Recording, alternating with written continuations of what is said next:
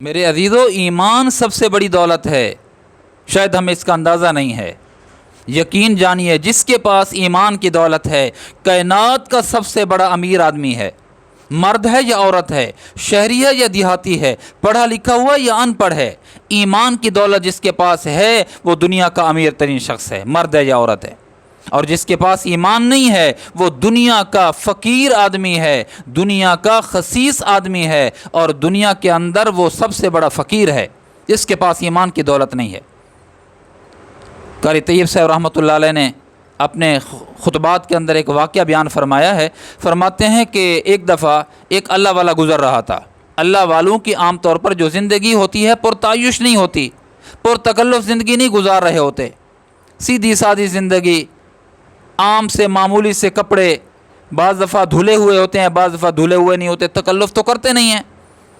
وہ جا رہے ہیں، جب چلے تھوڑا سا آگے گئے تو دیکھا کہ شہر کا ایک بڑا جو دروازہ ہے، پھاٹک ہے، وہ بند۔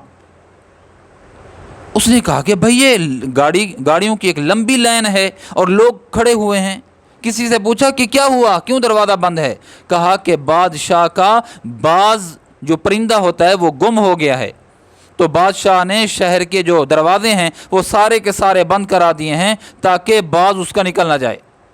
اس نے کہا کہ اللہ عجیب ہے، وہ بھائی باز پرندہ ہے وہ تو اڑ جاتا ہے، دروازے بند کرنے کی کیا ضرورت ہے؟ اگر بادشاہ کو اپنا باز اتنی پیارا تھا تو اس کو چاہیے تھا کہ خلا میں، فضا میں وہ کوئی جال بچھاتا تاکہ وہ اس میں پھنس جائے۔ یہ کیا کہ دروازے بند کر دو، شہر کے سارے پھاٹک بند کر دو۔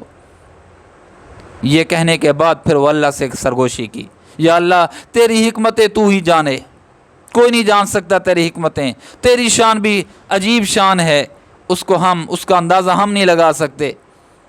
یا اللہ تو نے ایسے احمق کو بادشاہ بنا دیا، ایسے احمق کو بادشاہ صدارت پہ بٹھا دیا، اور مجھے دیکھ کہ مجھے فقیر بنا دیا، منگتا بنا دیا۔ تیری شان، تیری حکمتیں تو ہی جانے۔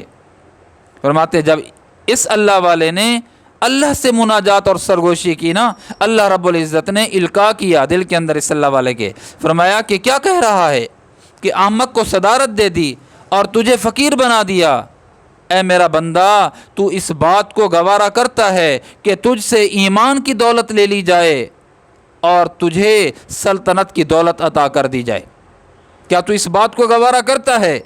جب ان کے دل میں اللہ نے یہ بات ڈالی، فوراً یہ سربہ سجود ہوئے، سجدے میں چلے گئے اور توبہ کرنے لگے، اللہ میں کبھی بھی گوارا نہیں کروں گا کہ تو مجھ سے ایمان لے لے اور اس کے بدلے میں مجھے کچھ اور چیز عطا کر دے۔ صدارت تو اور بات ہے، تھوڑا سا ایمان لے لے، کمزور کر دے، میں اس بات کو بھی گوارا نہیں کرتا۔ میرے عزیزو، ایمان سب سے بڑی دولت ہے، کبھی آپ احساس کمتری کا شکار نہ ہویا کریں۔ اگر آپ کی نمازیں ہو رہی ہیں، عبادات ہو رہی ہے، اللہ اس کے رسول کی طاعت و فرما برداری ہو رہی ہے، یقین جانیے آپ سے بڑا امیر ہے ہی کوئی نہیں، آپ سے بڑی امیر نہیں ہے، آپ سے بڑا دولت مند نہیں ہے۔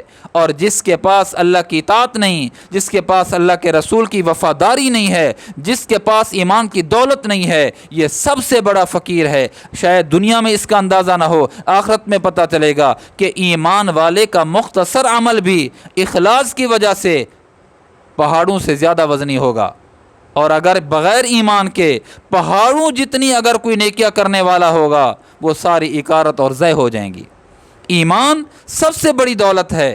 آج بعض دفعہ دنیا کی نعمتوں پہ ہمیں توفیق ہو جاتی ہے شکر ادا کرنے کی، لیکن کبھی ایسا نہیں ہوا، کم دیکھا اور سنا ہے کہ کسی نے ایمان پہ شکر ادا کیا ہو کہ اللہ تو نے ایمان کی دولت عطا کی ہے، تیرا شکر ہے۔